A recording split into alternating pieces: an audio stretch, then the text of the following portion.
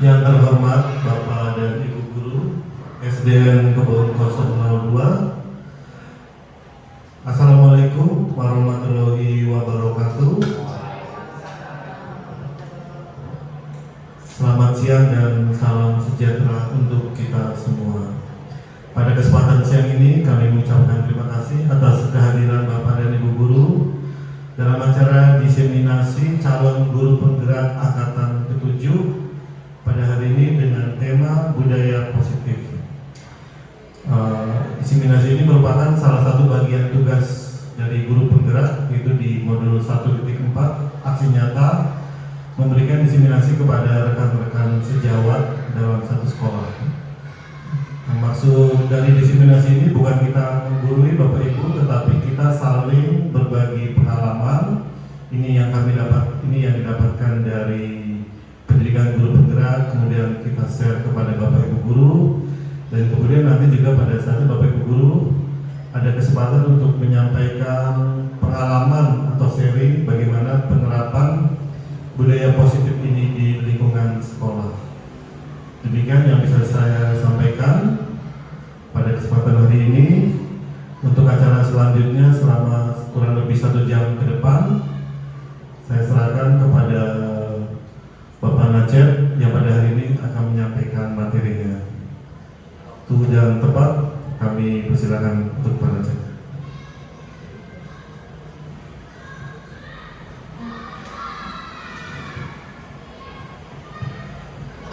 Assalamualaikum warahmatullahi wabarakatuh.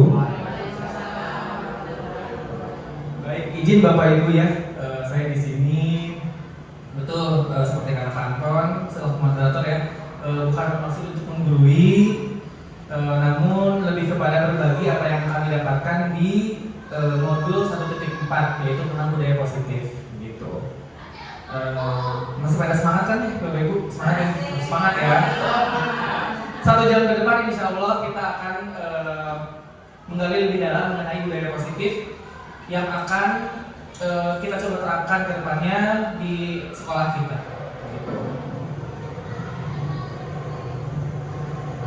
Isi pembahasannya mengenai disiplin positif, lalu keyakinan kelas, kebutuhan dasar manusia, dan restitusi. Sebelum kita mulai, saya mau tanya dulu nih sama Bapak Ibu. Sebetulnya siapa sih yang memegang kontrol pada diri kita sendiri? Betul, diri kita sendiri ya. Sekuat apapun orang lain meminta kita untuk melakukan sesuatu, kalau kita tidak mau ya tidak mau. Betul ya? Setuju? Ya. Karena memang betul yang memegang kontrol itu ya diri kita sendiri.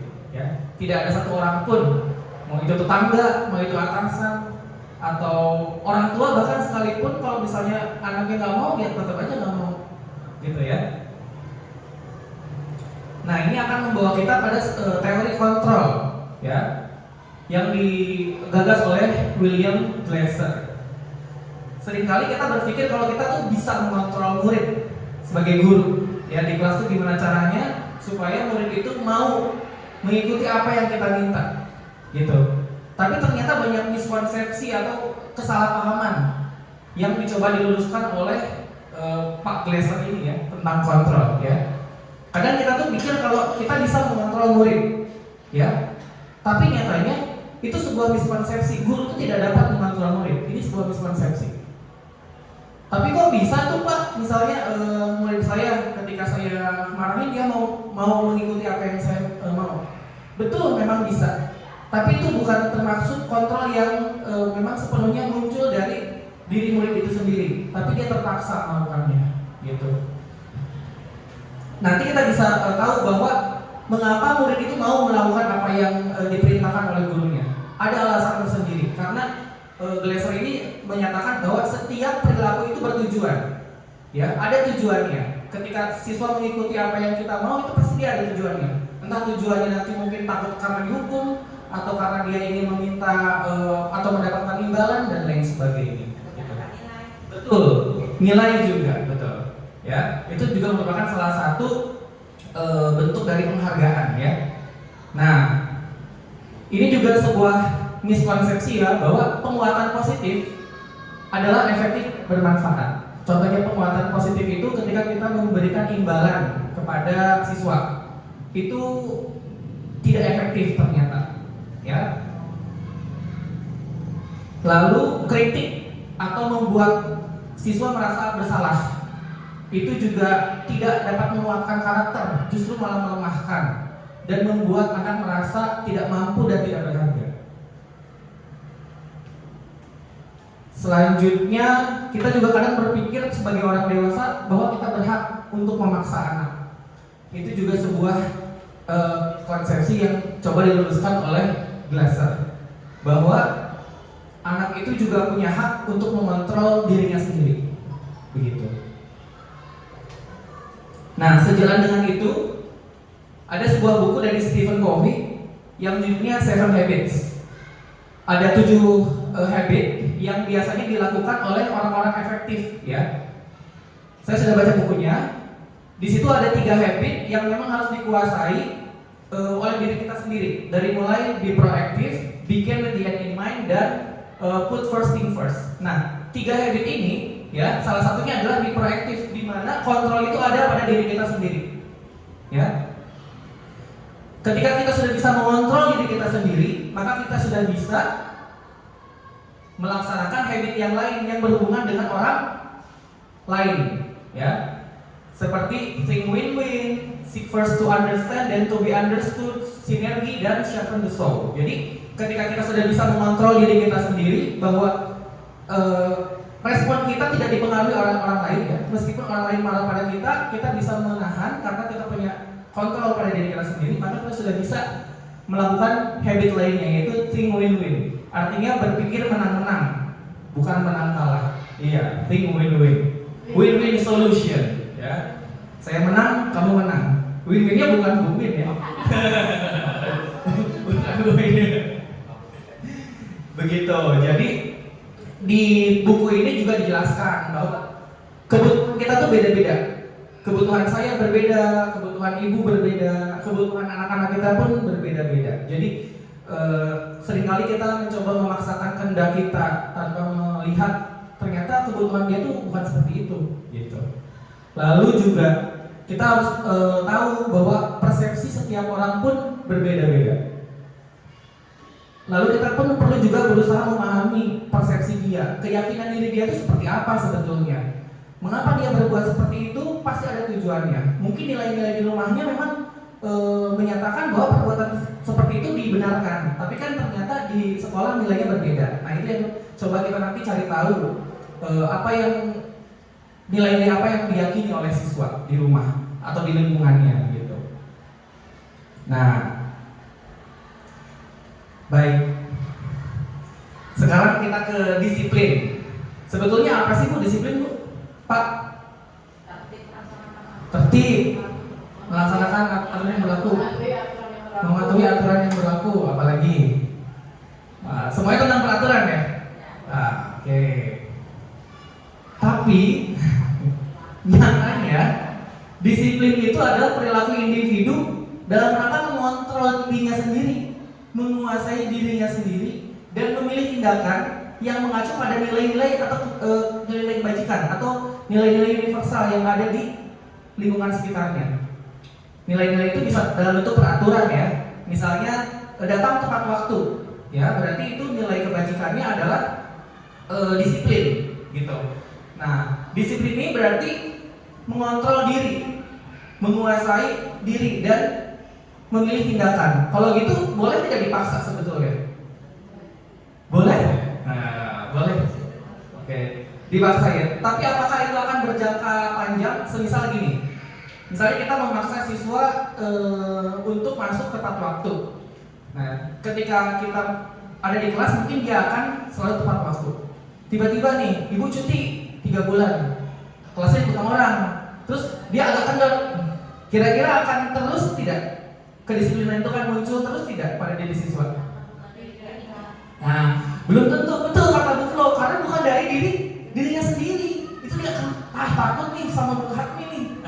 Jadi saya tiap hari datang tepat waktu. Sekarang Bu Hatmi lagi cuti. Ya udah, saya santai aja. Soalnya kalau Bu Sri santai kayaknya. Gitu. Misal, ya. Misal Bu Sri lah ya. Jadi Kadang kan sering kali kan kita nemuin ya, jagain anak kelas lain, kok sama gurunya tertib, kok sama kita kok kayak bandel banget gitu kan? Nah, Sama kayak guru juga. betul. Bukan dari diri kita, nggak mungkin kita bisa disiplin. Nggak, betul. Hanya melihat, oh ini tidak ada. Nah, betul. Berarti dia takut tuh gara-gara takut aja, bukan karena dari diri sendiri. Wah, sepertinya lo sudah tahu sedikit banyak ya tentang materi ini ya, mantap. Nah, lanjut ya Bu ya. Jadi disiplin itu mengontrol diri untuk sesuai dengan nilai-nilai kebajikan. Apa itu nilai kebajikan? Itu sifat-sifat positif manusia yang ada di lingkungan sekitar kita, ya. Jadi menurut Daniel Goleman ya, dia mengatakan bahwa nilai-nilai kebajikan itu yang diyakini oleh kita secara konsensus, sehingga kita dapat membangun sebuah masyarakat yang betul-betul baik, begitu. Nah, contoh nilai kebajikan itu kita lihat di sini ya. Nah, ada berbagai macam bentuk nilai kebajikan. Salah satunya yang digagas oleh Indonesia yaitu ini, profil pelajar Pancasila. Apa saja nilai kebajikannya? Kreatif, mandiri, gotong royong, apa lagi? Berketuhanan ya? Ada Tuhan yang Maha Esa. Ada berapa? Ayo, ada 5. Saya juga tidak hafal. Saya juga tidak hafal, ya. Kebinekaan global, betul ya. Jadi nilai kebajikan itu bisa dalam berbagai bentuk ya, tergantung kebutuhan. Sebuah satuan pendidikan atau misalnya di Indonesia ini mengacunya pada profil pelajar Pancasila. Ada juga yang lifelong guidelines and life skills, itu beda lagi. Tapi intinya tetap sama. Ya. Ada juga yang dari The Seven Essential Virtues. Walaupun berbeda tapi tetap sama intinya ya. Kita coba lihat. Nah, kalau yang profil pelajar Pancasila beriman, mandiri, bernilai kritis, berkebinekaan global, bergotong royong dan kreatif. Kalau yang dari IBO ada rasa hormat, integritas, mandiri, menghargai, antusias dan lain sebagainya. 9 pilar juga sama ya. Dalam nilai-nilai kebajikan ini pasti ada kesamaan di antaranya. Gitu. Di Indonesia sendiri kita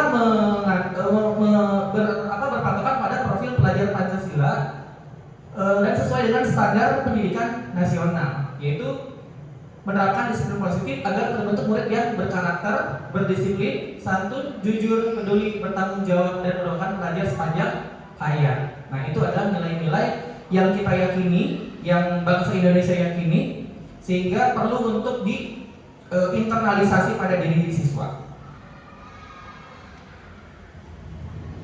Nah, dalam rangka menginternalisasi pada diri siswa, maka kita harus tahu dulu teori motivasi. Seperti yang sudah diungkit sebelumnya di teori kontrol, bahwa setiap perilaku itu ada tujuannya, ya.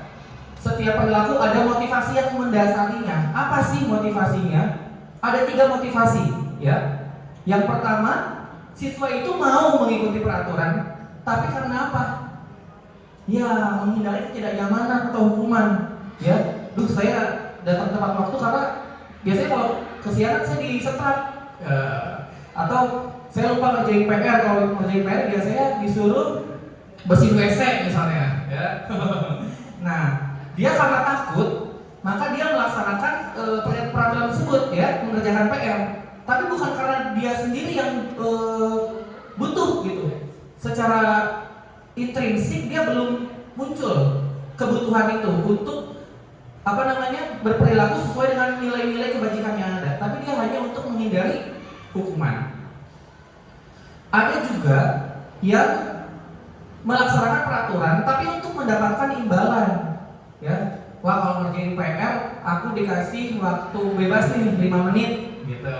Atau nanti kalau ngerjain PR aku dikasih waktu nonton 10 menit misalnya. Nah, jadi tujuannya itu bukan bukan dari dirinya sendiri, tapi ada faktor-faktor luar yang mempengaruhinya. Namun yang ketiga,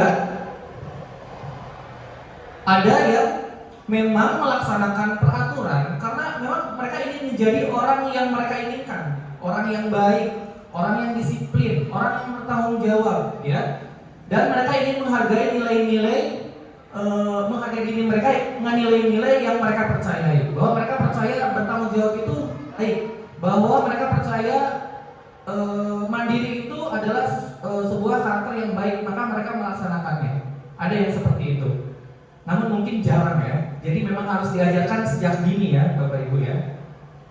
Nah, bedanya adalah dua tujuan ini, dua motivasi ini menimbulkan motivasi eksternal yang tidak bertahan lama.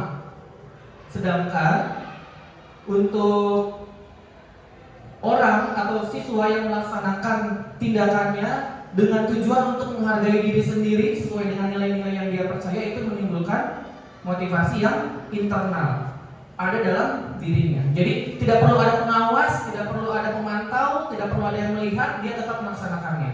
Mau ada guru, nggak ada guru, dia akan tetap tertib. Gitu. Mudah-mudahan murid-murid kita bisa sampai ke tahap seperti itu ya, Bapak Ibu. Amin. Nah, kelas saya juga belum Pak. Jangan sedih Pak, masih berproses mudah-mudahan ya. Nah, kita lanjutkan ya. Bapak Ibu pasti pernah dengar reward dan punishment kan? Nah, reward dan punishment. Nanti saya akan kenalkan dengan yang namanya restitusi. Ada apa lagi nih restitusi? Makhluk apa itu restitusi ya? Nanti kita akan belajar bersama-sama tentang restitusi, karena saya pun masih mencoba untuk mengaplikasikannya ya. Jadi restitusi itu cara atau proses untuk menciptakan kondisi bagi siswa untuk memperbaiki kesalahannya, sehingga mereka bisa kembali pada kelompoknya mereka sendiri gitu. Tidak dikucilkan ya, dan mereka kembali dengan karakter yang lebih kuat gitu. Tidak merasa mereka tidak mampu, bodoh, atau merasa self-esteemnya rendah gitu, tidak. Jadi mereka akan kembali pada kelompoknya, sesama siswa itu menjadi lebih kuat gitu. Lalu apa sih bedanya antara hukuman, konsekuensi, dan restitusi? Nah, ini banyak ya Bu ya. Ini singkat-singkat aja saya kasih previewnya ya. Hukuman biasanya itu tiba-tiba, mendadak. Anak nggak tahu nih, misalnya nggak ngerjain PR, terus tiba-tiba kamu ke depan angkat kaki, terus kuping, ya. Di situ sampai 5 menit. Tiba-tiba itu nggak tahu akan ada hukuman seperti itu, nggak tahu anak-anak, gitu. Kalau konsekuensi itu sudah tahu anak, sudah disepakati. Dari awal udah dikasih tahu nih, kalau tidak mengerjakan PR misalnya, menyalin 2 kali lebih banyak dari sebelumnya. Itu anak udah tahu konsekuensinya, gitu. Nah, sedangkan kalau restitusi ya, sebagai respon dari kesalahan yang mereka perbuat, mereka diminta untuk mencari solusinya sendiri ya. Misalnya kamu gak ngerjain PR nih, kenapa gak ngerjain? Kita gali lebih dalam, lalu apa masalahnya sehingga tidak mengerjakan PR? Kira-kira solusinya apa yang menurut kamu bisa kamu kerjakan sehingga kamu tidak lagi lupa mengerjakan PR? Kalau restitusi, jadi kita kembalikan ke anak supaya anak lebih reflektif lagi terhadap dirinya. Masalahnya di mana? Apa yang bisa kita bantu supaya anak bisa secara mandiri mengerjakan PR-nya, begitu. Lalu untuk hukuman biasanya itu jangka panjang ketidaknyamanannya, ya. Bisa juga jadi pendendam anaknya. Malas banget nih sama ibu nih, saya dihukum mulu gitu. Saya jadi kesel sama ibu nih, gitu kan. Kalau konsekuensi biasanya dia jangka pendek. Jadi dia merasa tidak nyaman hanya saat melaksanakan konsekuensinya saja. Saat dia menulis 2 kali lipat dia tidak nyaman, tapi setelah itu ya sudah. Namun saat restitusi itu tidak ada ketidaknyamanan, ya. Jadi anak akan semakin kuat karakternya dalam jangka waktu yang lebih panjang, gitu. Nah, ciri-ciri lainnya juga biasanya kalau orang dewasa yang melakukan hukuman itu kata-katanya kayak gini nih. Kan peraturannya harus ngerjain PR. Pokoknya kamu harus ngerjain PR. Kalau enggak, kamu keluar dari sini. Ya sama, saya juga pernah melakukannya. Jangan sedih. Kita sebagai guru pasti pernah melakukannya. Iya atau iya? Betul. Kelas 1 belum, alhamdulillah. Mudah-mudahan sampai kelas 6 tidak tidak sampai seperti itu ya. Oh gitu. Oh gitu. Nah, kalau konsekuensi biasanya kita sebagai guru tuh kayak robot, kayak datar aja. Kamu tahu aturannya apa? Misalnya aturannya saya nyalin 2 kali. Ya sudah, kalau kamu sudah tahu silakan salin 2 kali. Udah, gitu. Nah, kalau yang restitusi kita tanya balik ke siswa. Kamu masalahnya di mana? Kenapa nggak bisa menjadi PR tepat waktu? Di rumah nggak ada yang ngingetin. Kalau gitu kamu ada handphone, ada alarm, ada. Kalau gitu alarmnya di setel. Kira-kira di rumah siapa lagi yang bisa ngingetin? Rumah temennya yang paling dekat siapa? Nanti saya coba ingatkan dan lain sebagainya, gitu ya. Ya, permasalahan memang banyak ya Pak ya. Baik. Nah, lalu ada juga sebuah hasil wawancara oleh Alfie Kohn ya tahun 93, judulnya Punish by Reward, artinya dihukum oleh penghargaan, oleh imbalan, oleh hadiah. Kok bisa dihukum oleh hadiah? Nah, bagaimana tuh? Kadang kan kita mencoba mengontrol siswa dengan hadiah ya, memberi bintang, memberi makanan. Ya kalau saya segitu kadang suka kasih makanan ya. Jujur saja, karena saya juga pernah melakukannya, Bapak Ibu ya, memberikan makanan atau misalnya memberikan apa yang mereka suka, misalnya kasih waktu main 10 menit misalnya gitu. Nah ternyata betul berbahaya ya. Dari berbagai macam efek reward itu hanya satu ya yang bisa menimbulkan motivasi intrinsik. Kita lihat satu persatu ya. Kalau reward itu bisa berjangka pendek. Jadi selama kita kasih reward, selama itu dia mengerjakan. Kalau misalnya tiba-tiba kita nggak kasih reward, ya udah dia nggak mengerjain lagi gitu. Udah nggak dikasih permen, males gitu. Nah, lalu tidak akan efektif, jelas. Dia akan mengerjakan ya kalau dikasih hadiah saja, kalau tidak ya tidak akan mengerjakan, ya. Dan merusak hubungan. Misalnya yang tuntas dikasih permen, yang tidak tuntas tidak dikasih permen. Nanti akan terjadi iri-irian antar teman, gitu. Ya, ibu ini pilih kasih, bapak ini pilih kasih nih sama dia terus, gitu kan. Lalu mengurangi ketepatan. Jadi ngasal, yang penting ngerjain, bener nggak bener, yang penting tuntas dikasih permen. Asal aja yang penting dikerjain, gitu. Lalu juga menurunkan kualitas karena asal-asalan, ya kualitasnya juga menurun. Yang penting beres, dapat hadiah ya udah, gitu. Hasilnya mau jelek mau enggak, pokoknya yang penting ngerjain PR deh, gitu kan. Dan mematikan kreativitas, tidak akan kreatif karena yang dikejar tuh bukan kemampuannya, bukan kompetensinya, tapi ya kejarnya hadiahnya, ya. Juga dapat menghukum, maksudnya itu ketika ada temannya yang dapat hadiah, temannya yang lain merasa dirinya tuh terkucilkan gitu, terhukum, sakit hati, gitu. Dan ternyata reward yang sesungguhnya itu bukan dalam bentuk fisik Bapak Ibu, tapi begini, semisal kita mengajarkan anak mengeja. Nah, beberapa saat anak tersebut mampu untuk mengeja, anak itu senang, ya, karena dia bisa mengeja. Nah, itulah reward sebenarnya. Ketika dia merasa senang, dia mampu dan berhasil, itu reward sebenarnya yang akan memunculkan motivasi intrinsik. Jadi bukan reward berupa fisik atau misalnya berupa materi, tapi ketika dia berhasil, itulah reward yang sesungguhnya menurut Pak Cohen ini ya, Mas Cohen. Nah, lalu ciri-ciri restitusi itu seperti apa? Kalau ternyata hukuman nggak efektif, penghargaan pun tidak efektif, berarti kita harus dengan cara apa? Katanya kan dengan cara restitusi. Restitusi itu kayak gimana sih? Cirinya kayak gimana? Nah, ini ciri-cirinya ya. Restitusi itu bukan menebus kesalahan, tapi belajar dari kesalahan supaya siswa tidak mengulangi kesalahan yang sama, ya, terjeblos dalam lubang yang sama. Lalu akan memperbaiki hubungan tentu saja dan memberikan tawaran bukan paksaan. Jadi kita menawarkan kira-kira menurut kamu solusinya apa yang kira-kira bisa kamu lakukan. Ya kadang kan kita maksa ya. Ya udah kalau gitu kamu besok ngerjain PR-nya di sekolah aja.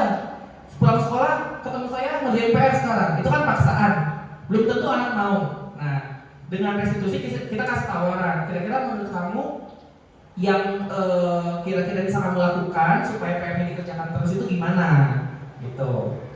Dan juga restitusi itu mencari kebutuhan dasar apa yang mendasari tindakan. Nanti kita belajar tentang kebutuhan dasar manusia. Mengapa sih manusia bisa melanggar peraturan itu karena apa? Gitu. Ya. Lalu restitusi juga fokusnya pada karakter, bukan tindakan. Jadi tidak mencari siapa yang salah, ya. Kita tujuannya menguatkan karakter siswa dan fokus pada solusi. Seperti yang tadi saya bilang, tidak mencari siapa yang salah. Ya udah kalau mau ngerjain PR memang salah, tapi bukan itu fokusnya. Solusinya gimana supaya kedepannya ngerjain PR terus, gitu. Dan nanti akan kepada kelompoknya dengan karakter yang lebih kuat. Nah, oleh karena itu, sebelum kita bisa melakukan restitusi, kita harus memiliki keyakinan kelas. Keyakinan kelas itu apa yang kita yakini, ya, di dalam kelas kita.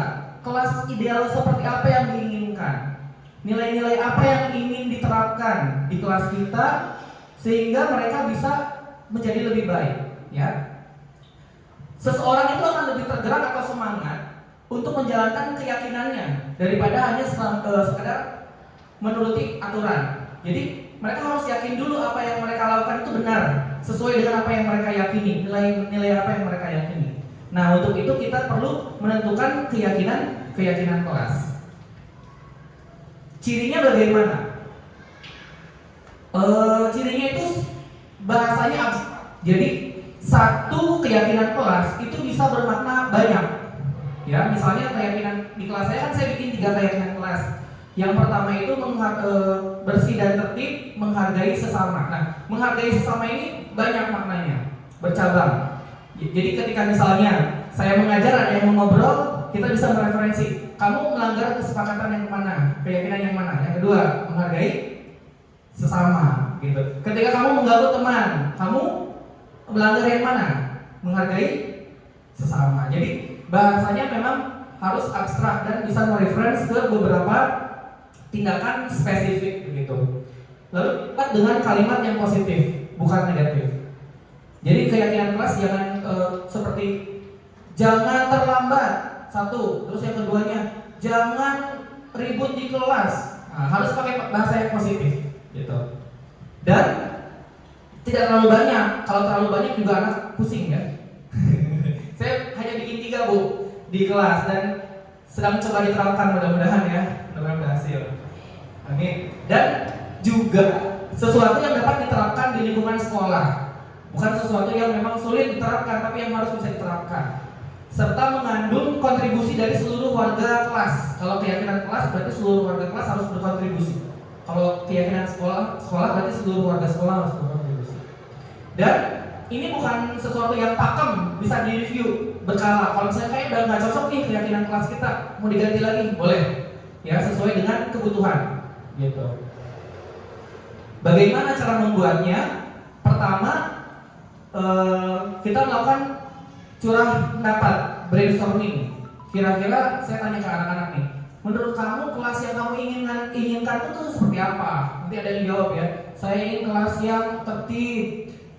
Saya ingin seluruh siswanya lulus misalnya. Tapi juga ada sih Bapak Ibu yang menulis, saya ingin banyak jam kosong. Ada. Memang karena memang itu ya namanya anak-anak ya. Saya ingin tidak ada PR. Ada Bu. Ada ya. Jadi jangan diharapkan jawaban yang memang normatif semua. Saya ingin PR-nya banyak supaya saya tambah pintar lah. Itu kayaknya nggak mungkin ya. jarang. Mungkin aja ada gitu ya.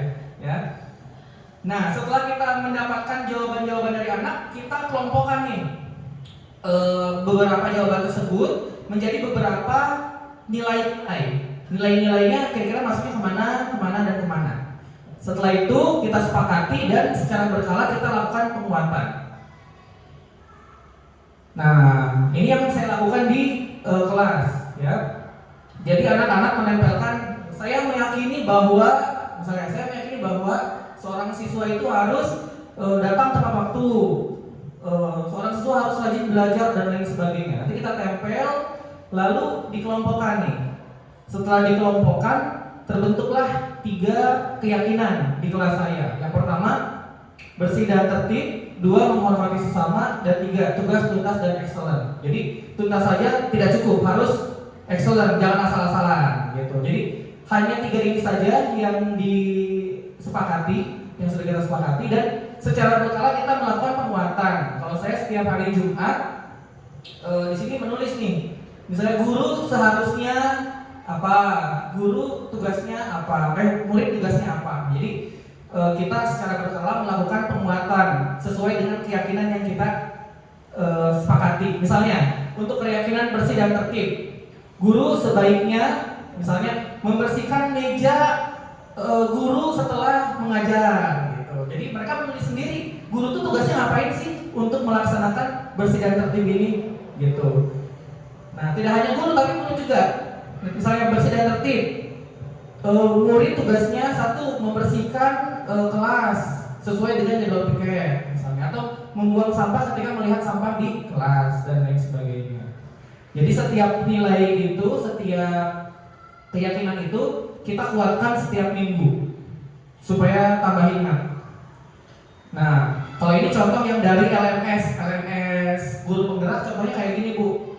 Contoh keyakinan kelasnya. Ini ada 5, yang ini juga banyak ya. Saya tidak mengambil contoh yang ini karena terlalu panjang kata-katanya. Takutnya juga anak bingung dan tidak bisa relate gitu. Jadi saya pilih kata-kata yang lebih simpel. Lalu penguatannya mereka menunjukkan dengan cara seperti ini. Ya, jadi hormat itu tampak seperti datang tepat waktu. Yang hormat itu tidak tampak seperti sering terlambat gitu. Jadi mereka mendaftar di tindakan mana yang nggak sesuai dengan keyakinan, tindakan mana yang sesuai dengan keyakinan. Sesuai ini, misalnya kalau yang ini kayak menghargai ya. Jadi yang menghargai itu terdengar seperti yuk saya bantu atau kita bisa selesaikan ini bersama. Nah nanti ini anak yang isi Bu, setiap jadwal penguatan supaya anak selalu ingat dengan keyakinan yang telah disepakati. Begitu. Nah kalau sudah ada keyakinan kelas, itu nanti saat kita melakukan restitusi lebih mudah untuk menggali dan menanyakan sebenarnya kamu tuh yakin nggak dengan nilai-nilai yang kita percayai gitu.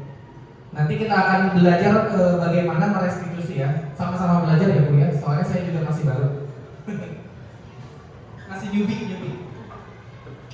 Nah kita lanjutkan.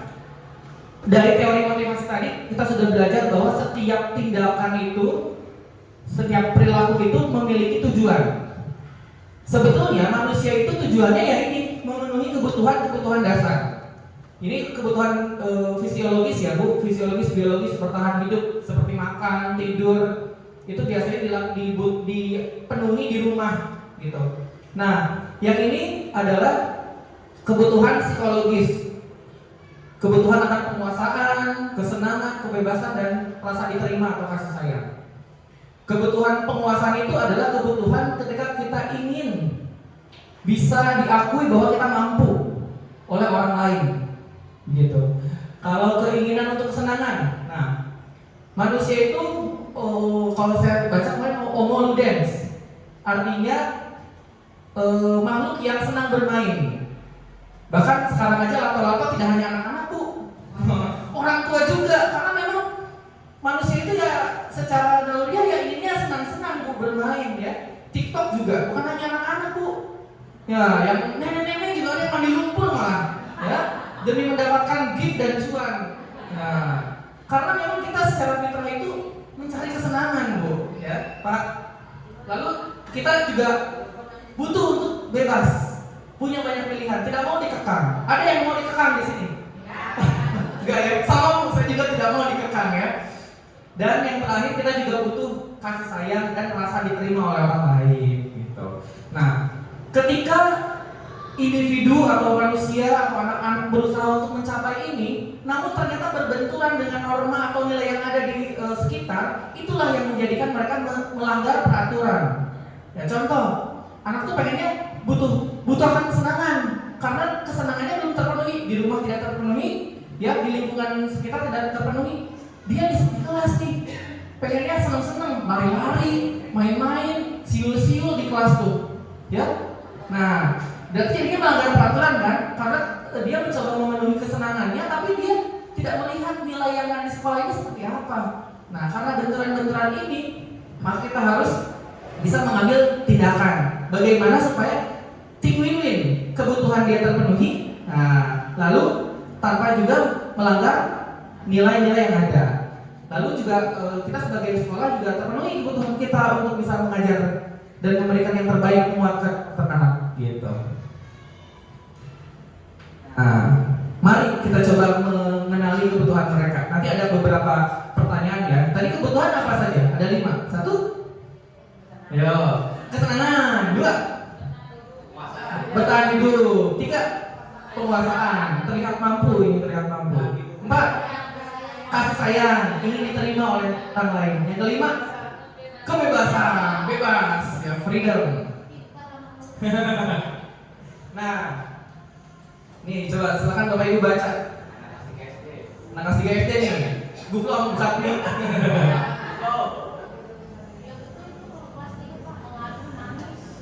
Mengadu pada ibunya ya. Dia bilang, saya benci sama Bu Rani. Nah, terus ditanya sama ibunya, kamu kenapa benci sama Bu Rani? Nah, kalau jawaban anaknya kayak gini, apa kira-kira kebutuhannya? Tadi ibu guru bilang kamu nggak boleh bersenandung saat mengerjakan tugas. Katanya kelas harus tenang, tidak ada suara, kan nggak seru jadinya. Kira-kira dia butuhnya apa, Bu? Pak, kesenangan? Nah, gitu aja ya. Betul, tapi memang betul namanya manusia pasti mencari kesenangan. Maksudnya untuk diri kita sendiri benar. Walau udah amat orang lain yang ini yang senang. Kadang memang ya seperti itu ya Bu ya, secara fitrah kita seperti itu Bu Pak. Betul kesenangan ya, betul kesenangan. Lalu yang kedua nih, kalau dia jawabnya gini, ibu guru tidak menyapa aku hari ini, padahal aku pakai jepit rambut baru. Nah, jadi pengen banget diperhatiin ya. Kira-kira apa ini? Nah, oke. Nah betul, kasih sayang ya. Nah, coba kalau jawabnya gini, aku bosan Bu, masa belajar cuma gitu-gitu aja, dengerin ibu guru terus. Kebebasan. Dia tuh pengen ada pilihan lain selain dengerin ibu gurunya, pengen ada pilihan-pilihan yang bisa dia pilih gitu. Nah kalau ini apa? Aku sebel, gambar tuh gak rapi, malah ditunjukin ke teman-teman. Ayo. Penguasaan. Dia tuh ingin orang lain tuh tahu kalau dia mampu. Ibu gurunya malah, nih lihatin nih, bisa gambar nih anak nih. Nah, malah tunjukkan bahwa dia tidak mampu, ya kebutuhan dasarnya tidak terpenuhi, bahwa penguasaannya tidak terpenuhi, ya sehingga menangislah Dinda ini ya, kasihan Dinda.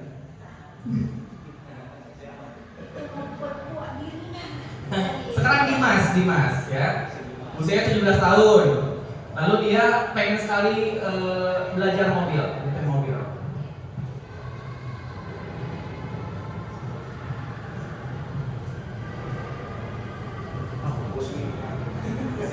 Ya saya bacakan ya.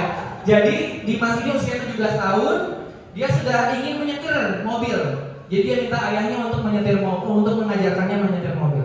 Lalu ibunya nanya nih, Dimas, ngapain sih kamu pengen belajar nyetir mobil? Gitu kan. Terus dia bilang ini, ya aku akan merasa bangga dan keren Bu kalau saya bisa nyetir mobil gitu. Kira-kira dia? Apa Miss Laura? Penguasaan ya. Coba kita lihat. Betul. Dia tuh ingin terlihat diakui teman-temannya bisa gitu, keren, bisa bawa mobil nih. Kalau dia jawabnya gini, ya biar bisa jalan-jalan tuh sama teman-teman, sama pacar, sama tetangga, misalnya.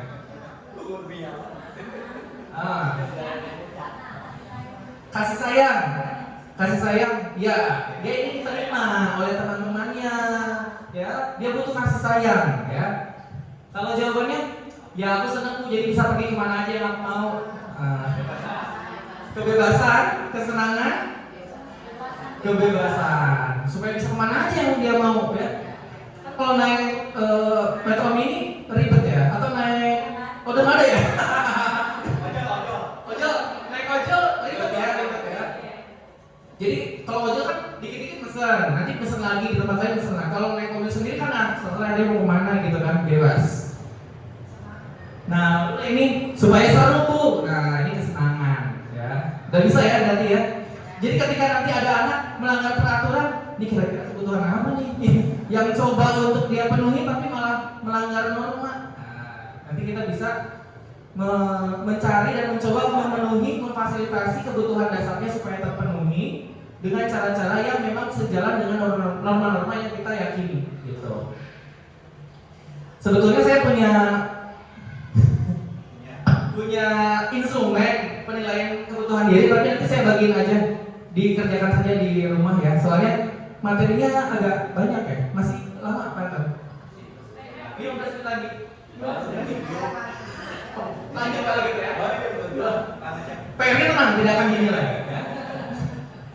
Jadi setiap orang itu punya dunia berkualitas, dunia impian ya. Dunia yang dia inginkan seperti apa? Ibu punya nggak dunia impian ibu? Ya kehaluan kita. Kalau saya pengennya gini tinggal di mana, punya apa, yang jadi teman saya tuh harusnya ini gitu. Punya lah. Setiap orang punya pasti. Nah, murid juga punya. Maka tugas kita bagaimana ya kita memasukkan hal-hal yang bermakna dalam kehaluan mereka ya, dalam dunia berkualitas yang mereka inginkan supaya nantinya mereka semakin kuat karakternya begitu. Nah, kita beranjak ke restitusi ini. Setelah tahu kebutuhan dasarnya dan ternyata dia melanggar norma, berarti kita harus mengambil salah satu posisi kontrol ini supaya kita bisa menyelesaikan permasalahan tersebut ya. Kalau siswa mencoba memenuhi kebutuhan dasar, melanggar norma, kan terjadi masalah. Nah, kita harus menyelesaikannya.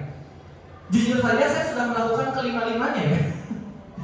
Jadi saya pernah menjadi seorang guru yang penghukum, pembuat rasa bersalah, atau menjadi teman, pemantau, dan seorang manajer. Nah, guru penghukum, ya seorang yang penghukum biasanya dengan kata-kata verbal atau fisik yang membuli murid, ya, bilang ini, patuhi aturan saya atau awas kamu ya. Nah, halo. Kamu selalu saja salah, atau selalu ya kamu lagi. Nah, kamu lagi ngerjain PR ya. Apa sih mau kamu? Nah, itu biasanya kata-kata. Saya nggak ada PR. Kata-kata dari guru penghukum. Tenang Pak, saya juga seringkali melakukan ini ya. Nah, biasanya nada suaranya tinggi, terus ngotot ya, terus kamu ya, kamu ya nih, sambil menghardik ya, terlambat lagi, pasti terlambat lagi, selalu datang terlambat, kapan sih tepat waktu? Waduh, guru penghukum. Nah, nanti kemungkinan tuh anak akan marah bu hasilnya dan mendendam, bisa agresif ya, bisa juga kayak misalnya ngepresin ban motor gurunya. Kalau anak-anak yang SMP, SMA gitu, ya betul ya. Nah, kalau yang SD mungkin masih ya biasa aja, masih takut ya. Kalau untuk anak yang lebih tinggi, kalau kita kayak gitu malah dilawan ya. Atau guru yang membuat rasa bersalah, dia akan membuat anak itu merasa bersalah. Ya, misalnya, aduh, bapak kecewa sekali ya sama kamu ya nak. Kenapa sih kayak gini nak? Nadanya lembut. Atau berapa kali sih bapak harus kasih tahu kamu, kan? Nah, atau gimana coba kalau orang tua kamu tahu kamu kayak gini? Sedih tahu nggak bapak tuh mendengarnya kayak gini? Nah, itu nanti anak merasa bersalah bu, ya? Ya bapak kayaknya aku sangat nggak mampu banget ya, kayaknya aku bener-bener nggak guna banget ini jadi beban doang gitu ya. Nah, karena mental betul kata Bu Sofi, kalau kayak gini tuh hasilnya anak akan merasa bersalah, menganggap dirinya gagal, gitu. Dan itu efeknya bisa jangka panjang dan itu lebih parah dari yang agresif. Kalau agresif kan keluar, kalau ini ke dalam, bisa menyakiti diri sendiri kalau dia tuh orang yang sangat gagal, nggak berhasil, nggak mampu, gitu. Nah, si pembuat rasa bersalah ini biasanya nadanya memelas, halus, sedih, terus dekat kemudian lebih dekat gitu, saat berbicara gitu kan. Lalu sebagai teman ya, biasanya dia mencoba mengontrol siswa dengan cara membujuk atau persuasif. Terus posisi ini bisa negatif atau positif ya. Dan kata-kata yang mungkin muncul nih, ayolah demi bapak ya kerjainlah tugasnya gitu. Atau ayo kemarin bapak udah bantuin kok, masa kamu nggak mau bantuin bapak sih beresin tugas ini, gitu kan? Atau nih, ya udah ini nggak apa-apa, nanti bapak coba bantu beresin deh, gitu. Jadi merasa ke teman gitu. Nah, biasanya ramah, akrab, nada suaranya ya, cenderung bercanda gitu. Lalu ini contohnya kayak gini nih, Bu. Adi, ayolah, gimana sih kamu? Kemarin kamu udah janji kan ke bapak, kenapa terlambat lagi? Ya udah, nggak apa-apa, duduk dulu sana. Nanti Pak Guru bantu deh. Kamu ini, nah, kayak gitu ya Bu ya. Positifnya, hubungan antara guru dan siswa itu semakin kuat. Tapi ya bisa jadi dia hanya nurut sama guru itu aja, sama guru lain nggak nurut. Ya, negatifnya seperti itu. Lalu guru pemantau, ini yang kayak robot tadi nih, yang kayak cuman peraturannya apa, kamu tahu aturannya seperti apa kan, gitu kan. Terus konsekuensinya udah tahu, ya sudah lakukan. Gitu. Jadi tanpa emosi, ya nada suaranya datar saja. Datar, bahasa tubuhnya formal. Adi, tahukah kamu jam berapa kita mulai? Tahu Pak. Kamu terlambat 15 menit. Kamu tahu konsekuensinya kan? Tahu Pak. Ya sudah. Jadi dia tidak ada bersandar-bersandanya, nggak kayak teman, ya, tidak bersalah juga, tidak memarahi, namun dia menegakkan aturan. Jadi datar saja, gitu. Nanti hasilnya, ya anak akan menjalankan peraturan. Tapi negatifnya dia hanya menjalankan kalau ada bapak itu aja, atau ada yang mengawasi, gitu. Kalau bapak itu tidak mengawasi, ya udah. Gitu. Nah, ini posisi yang harus kita kejar nih, harus kita capai seorang manajer ya. Jadi ini pencampuran antara teman dan pemantau. Kita hubungannya kuat, tapi juga kita mencoba untuk membuat dia merasa bahwa dia pun mampu dan bisa menyelesaikan permasalahannya sendiri. Jadi ditanya, kembali ke keyakinan kelas ya. Sebenarnya apa sih yang kamu yakini? Kamu yakin tidak dengan nilai menghargai sesama misalnya? Yakin Pak. Harus tidak menghargai sesama menurutmu? Ya harus Pak. Nah, jadi kita kembalikan ke keyakinan kelas gitu. Lalu juga pada control manager ini kita bertanya, jika begitu kamu akan memperbaiki ini dengan cara apa? Gitu. Lalu nanti kira-kira kedepannya rencananya supaya tidak terjadi lagi kamu mau gimana? Nah, biasanya ada suaranya tulus, bahasa tubuhnya tidak terlalu kaku seperti pemantau, ya. Lalu ketika mereka berinteraksi terjadi ikatan yang cukup kuat karena guru mencoba menggali lebih dalam terkait akar permasalahan yang dialami oleh siswa tersebut. Gitu. Ini manajer ini melakukan restitusi namanya. Nanti kita akan lihat restitusi itu seperti apa ya. Berapa menit lagi Pak?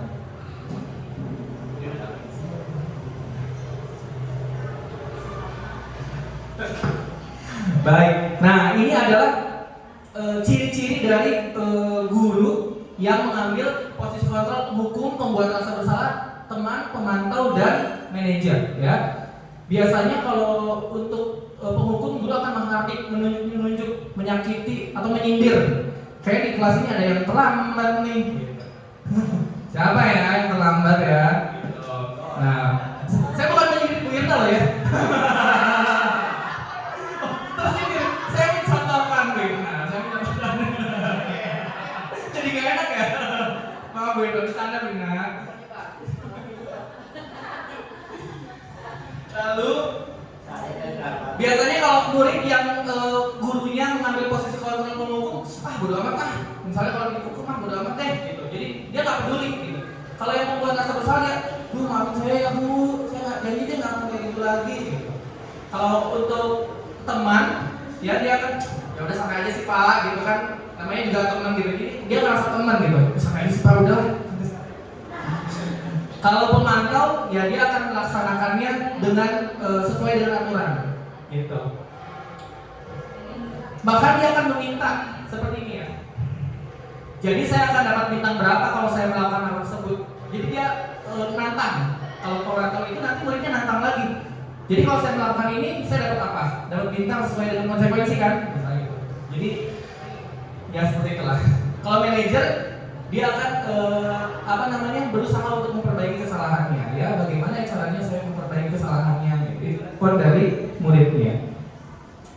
Dan ini kaitannya dengan dunia berkualitas ya. Dalam posisi manajer, nanti murid itu akan meletakkan dirinya sebagai individu yang positif dalam dunia yang berkualitas. Begitu. Kalau orang yang dikontrol dengan rasa bersalah, dia akan meletakkan gurunya yang positif dalam dunia yang berkualitas, bukan dirinya, tapi gurunya. Gitu. Kita tidak ingin kan mereka menganggap gurunya yang positif, tapi harus menghargai dirinya sendiri, bahwa dirinya pun juga positif, dirinya pun berharga, gitu ya. Kita akan identifikasi nih, kira-kira kata-kata ini diucapkan oleh guru yang mana? Ada tadi apa? Penghukum, apa lagi? Pembuat rasa bersalah, teman, manajer, pemantau. Ya, oke. Nih, saya kecewa sekali dengan kamu. Ini apa nih? Iya, nih. Kamu tidak pernah benar melakukannya kamu. Ya, apa ini? Penghukum, ya. Penghukum. Ayolah, lakukan demi saya ya. Tenang.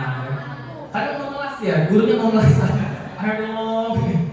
Nah, Oli, apa kamu mau mendapatkan stiker bintang hari ini?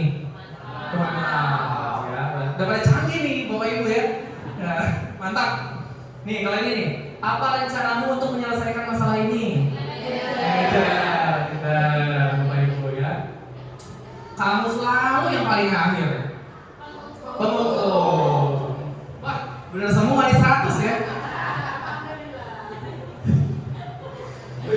Nah, ini kita masuk materi terakhir nih, restitusi ya. Gongnya nih, segitiga restitusi ya. Jadi saat menyelesaikan permasalahan itu kita bisa melaksanakan segitiga restitusi. Ada 3 tahapan. Yang pertama itu menstabilkan identitas sesuai dengan teori kontrol bahwa setiap tindakan itu ada tujuannya. Dia melakukan kesalahan itu ya tujuannya untuk memenuhi kebutuhan dasar yang tadi. Nah, tugas kita mengidentifikasi nih. Nanti kita akan mengidentifikasi kira-kira tujuan dasar apa yang belum dia penuhi gitu kan. Dan dalam menstabilkan identitas ini kita harus juga mengakui ya bahwa ya setiap orang pernah berbuat salah. Tidak pernah ada satupun yang selalu benar gitu kan. Kita harus memahami bahwa ya berbuat salah itu ya hal yang wajar gitu. Nah, dalam tahap ini kita tujuannya untuk membuat anak itu yang tadinya merasa gagal karena tidak berhasil melaksanakan nilai-nilai di sekolah ini menjadi belajar dan menjadi lebih sukses lagi supaya dia bisa menginternalisasi nilai-nilai dan melaksanakannya ya, menampilkannya dalam tindakan yang nyata begitu sesuai dengan nilai-nilai kebajikan yang diyakini.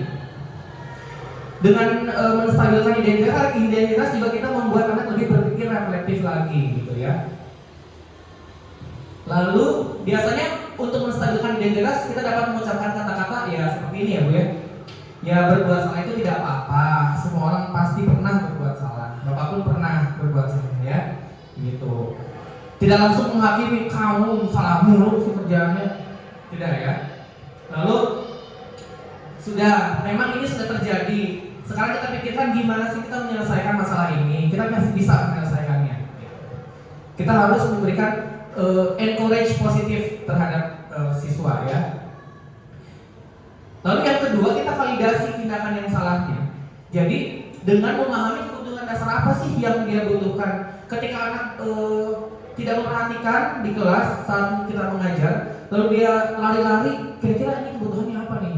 Oh ternyata kebutuhannya kesenangan misalnya atau kebebasan. Nah, kita akan memvalidasi bahwa memang dia tuh butuh hal itu dan kita coba cari tahu bagaimana caranya supaya nanti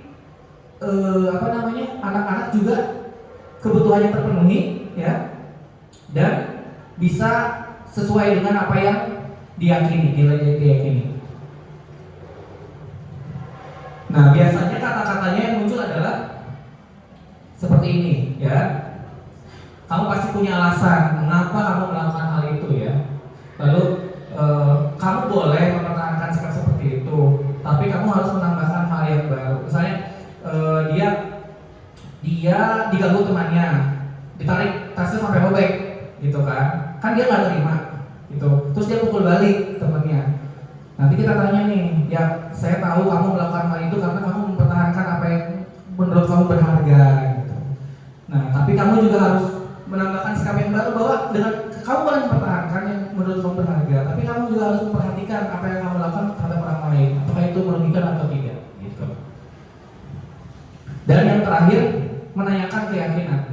Kira-kira menurut kamu, jika kamu seperti itu, kamu jadi orang yang bertanggung jawab atau tidak ya? Misalnya, ya, jadi menanyakan keyakinan. Terus, misalnya, tidak Pak, kamu ingin jadi orang yang bertanggung jawab? Ingin. Nah, kalau begitu apa yang bisa kamu lakukan supaya kamu jadi lebih bertanggung jawab?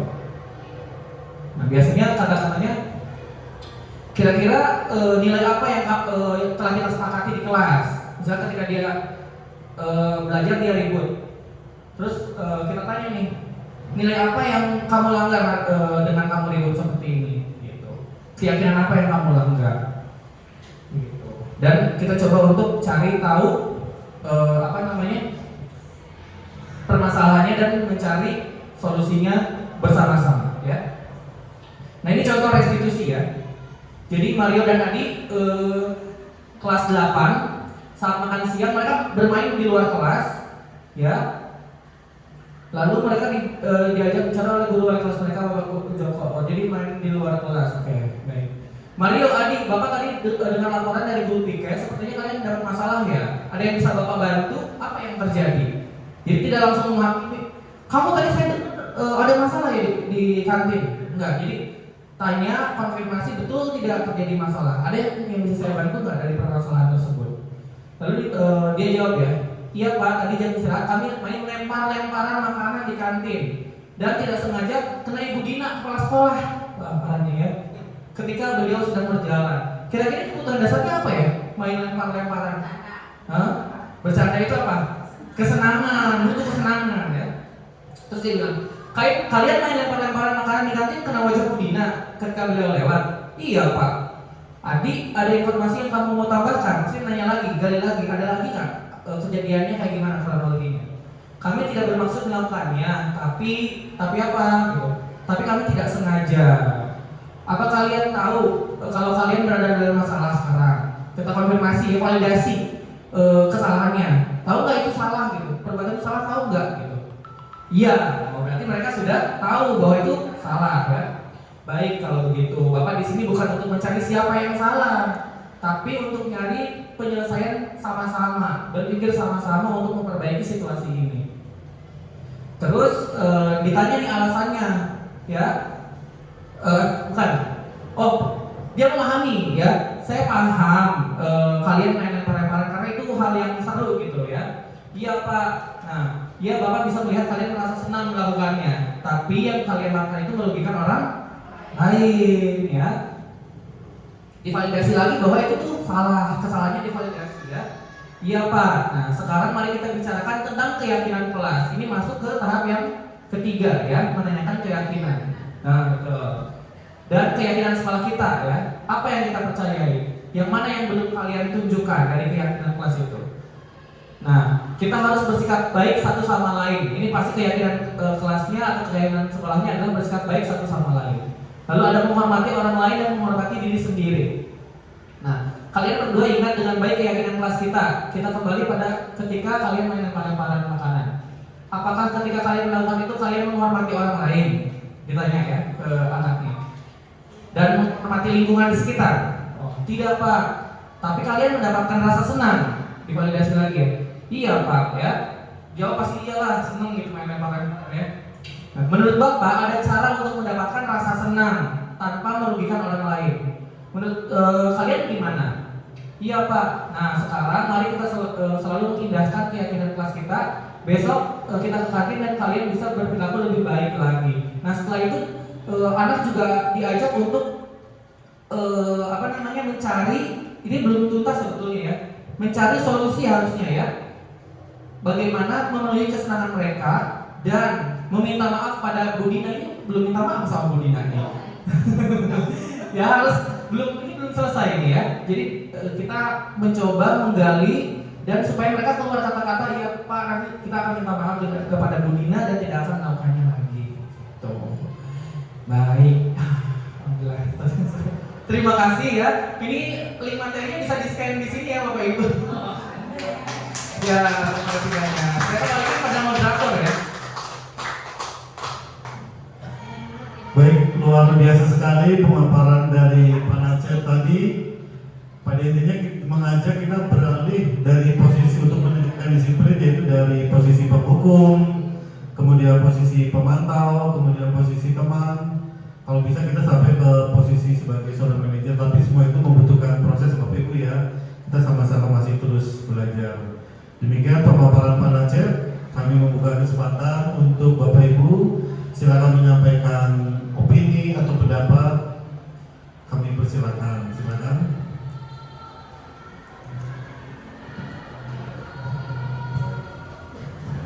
Silakan Bu Floren. Oke.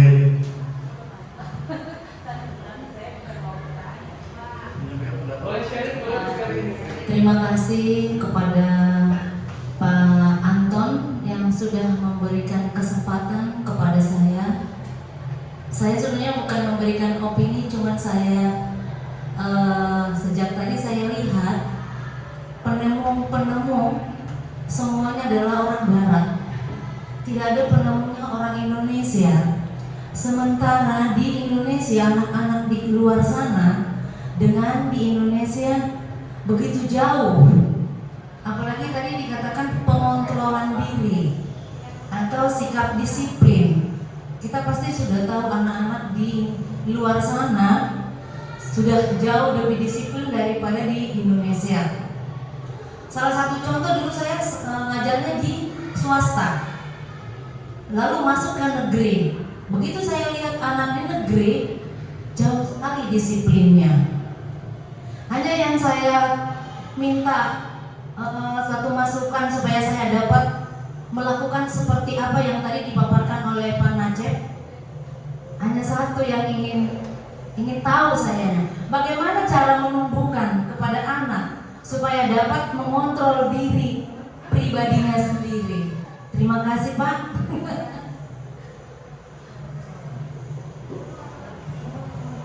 Baik, terima kasih Bu Floren. Pertanyaannya mungkin langsung ditanggapi oleh Pak Nacep. Bagaimana cara agar siswa atau anak kita itu bisa mengontrol diri sendiri ya? Menumbuhkan agar siswa bisa mengontrol diri sendiri ya. Boleh ditanggapi Pak Nacep. Terima kasih banyak Bu Flo atas pertanyaannya, luar biasa sekali ya. Ini saya tidak mencoba untuk memberikan solusi ya, karena sama-sama belajar ya Bu, karena saya pun masih berproses dalam menumbuhkan kesadaran diri dari siswa supaya dia bisa mengontrol dirinya sendiri.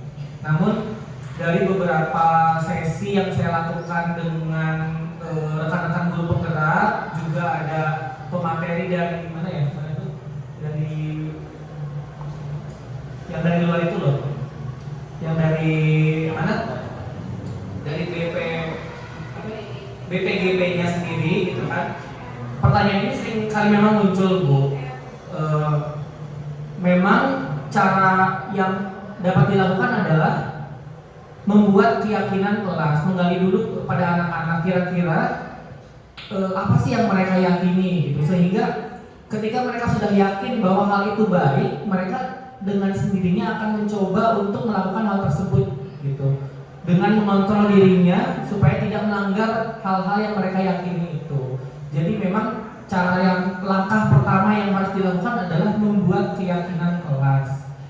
Memang sebelum ke restitusi dan lain sebagainya, kita harus tahu dulu apa keinginan atau kelas ideal yang mereka inginkan itu seperti apa. Kira-kira nilai apa juga yang bisa kita terapkan secara bersama-sama antara guru dan siswa di kelas. Jadi langkah pertamanya itu sih Bu, menentukan nilai-nilai dulu yang sekiranya dapat dilaksanakan dan dilakukan di kelas.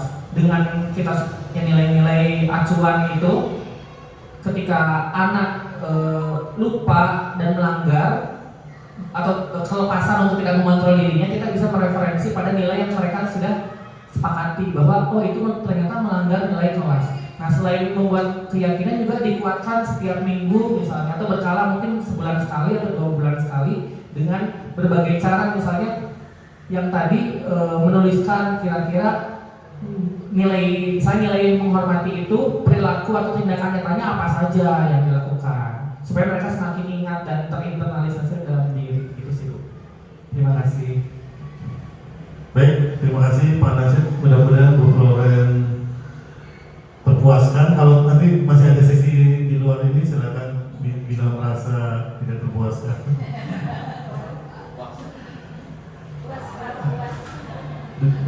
Baik, terima kasih Bapak dan Ibu Guru.